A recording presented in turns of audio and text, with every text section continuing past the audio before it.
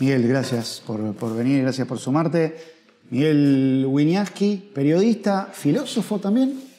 Yo soy profesor de filosofía, ¿no? Sí.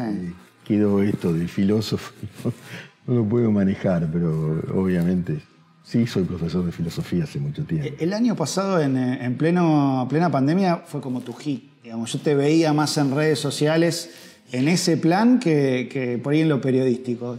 ¿Sentiste ese cambio? ¿Sentías la necesidad de ir hacia ahí?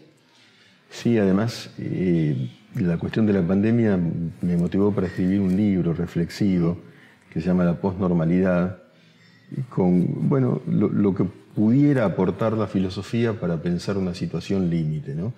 Después de esta anormalidad viene una posnormalidad, y entonces sí me volqué mucho a las sendas de la filosofía, pero siempre anclado en lo cotidiano, ¿no?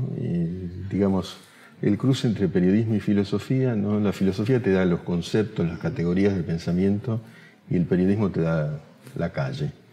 Y me parece que hay una articulación que puede funcionar y funciona, me parece. ¿Y cómo es esa posnormalidad? ¿Quiere decir que a la normalidad no volvemos más? No.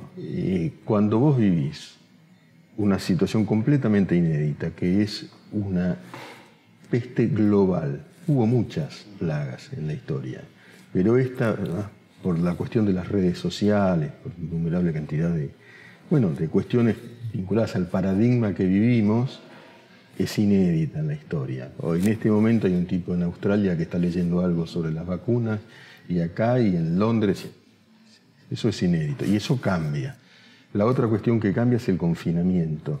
No hay experiencia en la historia de un confinamiento extenso no mute en la situación existencial de las personas. Tiene una cantidad de efectos, muchos negativos.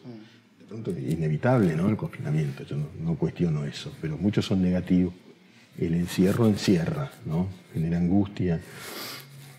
Es una situación realmente límite. Y luego la irrupción ya ampliada, potenciada, enfatizada de la virtualidad, que no hay retroceso respecto de eso. De tal manera que vamos a vivir una posnormalidad, una vida más digital y más acechada también por nuevos temores.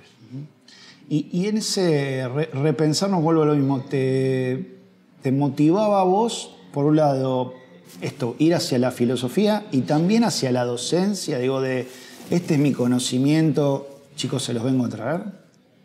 Sí, a la docencia como un ejercicio de formulación de preguntas, pero volví muy enfáticamente a la docencia. Vos ya eras docente, digo. Yo toda mi vida, yo soy hace más tiempo docente que periodista, y hace mucho que soy periodista.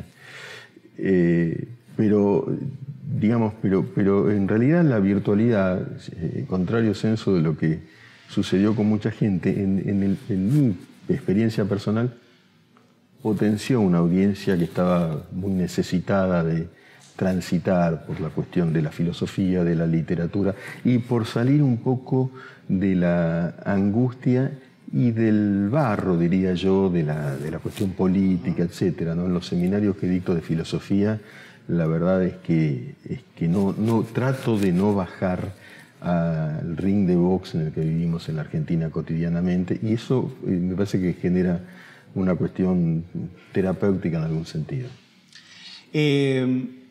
Te preguntaba antes si habías visto el método Kominsky. La serie básicamente va de un actor que enseña a otros actores, que estuvo cerca de pegarla, pero no la pegó. No, obviamente no es tu caso, vos has sido un periodista ilustre. Y ahora en el cierre de la tercera temporada, él dice al final que se da cuenta de que lo disfrutó más, que él siempre estuvo anhelando otra cosa, pero que ahora disfruta eso. ¿Te reconoces ahí? Digo, ¿disfrutás más hoy con la docencia que quizás con el periodismo? Por ahí, por eso mismo que vos decías, por el barro. Qué pregunta. Yo disfruto de ambos, yo disfruto del periodismo. El periodismo que puedo hacer a esta altura y después de muchos años, ¿no? Disfruto mucho de la escritura periodística y del formato de columna, que es el que me toca hacer ahora. Si tuviera que hacer de cronista calzándome los guantes de box, no, me parece que no, que la verdad es que efectivamente sería un padecimiento. pero hay una cierta independencia que te da el formato de columnista, que no excluye la crónica. Yo escribo las columnas saliendo a la calle, fui a los hospitales, fui a la Villa Azul, fui. A la docencia la disfruto muchísimo y siempre la disfruté.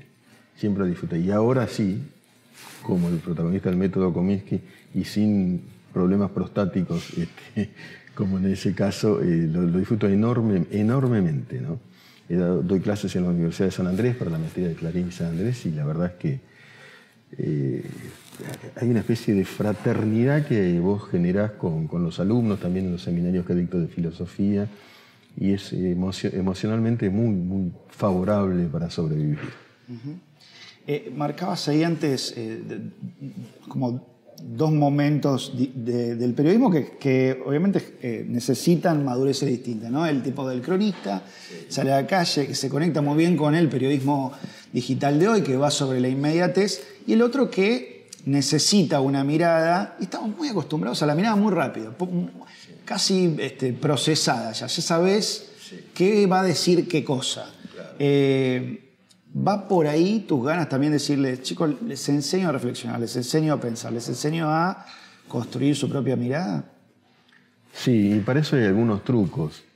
Yo, por ejemplo, no ahora en pandemia, pero yo doy clases en Bolivia, Bolivia. Bueno, y eventualmente, y en general hacemos trabajos prácticos de gente, de confrontación en las calles. Y digo, ¿vos de qué lado estás de estos dos? Yo de aquellos. Cruzate de este lado y escribí para el diario de estos. Y vos cruzate para el otro. Es decir, tratar de salirnos de nuestra mirada habitual para tratar de ver cómo se ven las cosas desde otro lugar.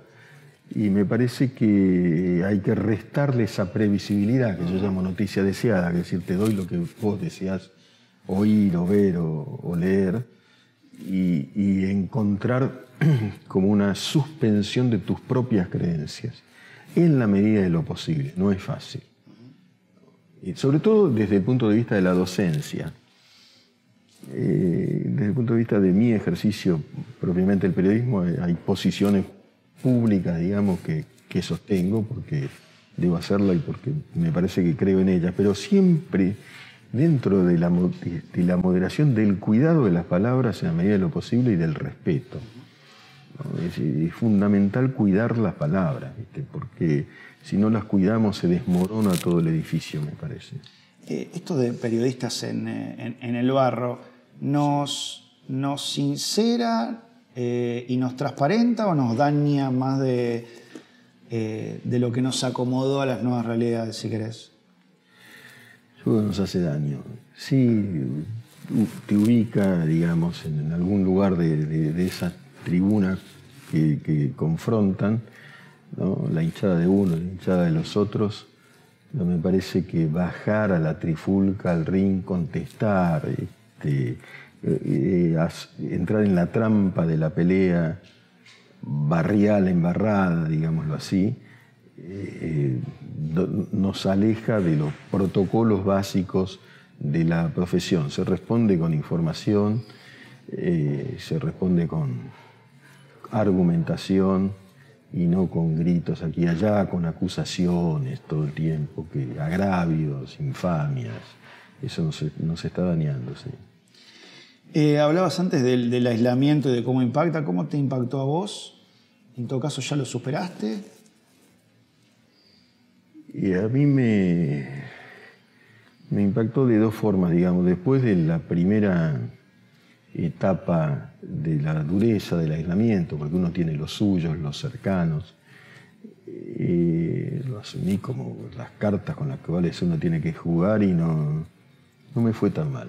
Okay. No me fue tan mal, digamos. ¿Tuviste miedo? Yo le tengo, como todas las personas, miedo a muchas cosas. Y el coronavirus es una de ellas, ciertamente, lo respeto. Murió algunos cercanos, han muerto, digamos, y ahí vos decís, bueno, esto efectivamente, ¿no? ¿Viste? Existe, ¿no? Y uno puede ser, desde luego, ¿no? Bueno, uno se puede enfermar y se puede morir. Uno se puede enfermar y se puede morir por muchas cosas. Se agregó un miedo que no existía, pero la verdad es que es un momento para temer demasiadas cosas y también para tener esperanza. ¿Viste? Hay situaciones muy graves en la historia y la humanidad siempre ha salido adelante. ¿Tenías incentivos ahí de conocer a un nieto? Digo, ¿eso cuánto pesa? Digo, en tu cabeza, ¿eh? No digo en líneas generales, sino en tuya. En mi caso, eso y muchas otras cosas, sobre todo mi madre que está internada y no la veo hace 2 años, sino a través de un vidrio, ¿viste? Las últimas instancias de una vida y no poder acercarse me impactaron, me impactan todavía. Me duele toda esa cuestión. Y después yo tengo 5 hijos y algunos de ellos con nietos y una pareja y todo esto, no vivimos juntos, pero bueno, nos distanció en un momento esta cuestión, pero es la que nos tocó, ¿viste? A otros les tocó el sitio de Stalingrado, que yo digo, es terrible, a la vez, bueno, toda comparación es odiosa, pero a nosotros nos tocó esta y hay que salir de la mejor manera posible. Y a mí, digamos, para serte sincero, yo no lo viví como un horror, sí como algo duro. Pero bueno. Este ciclo se llama Brindar. ¿Quieres saber por qué brindabas cuando brindabas? Si lo haces por algo cotidiano, chiquito, si expresas algún deseo. Sí, expreso deseos, claro. Expreso deseos. Sí. ¿Alguno que quieras compartirnos? Yo expreso el deseo de que, bueno, una pacificación nos reencuentre pronto, bueno, comunicados en lo productivo y no en lo destructivo. Deseo y brindo por la salud y brindo por la salud social también, de una sociedad que me parece que se ha dejado intoxicar demasiado y que de pronto eso la hunde en otro tipo de pandemia de la cual debemos curarnos. Bien, brindemos por eso entonces. Vamos, brindemos por eso. Gracias, Miguel. Gracias a vos.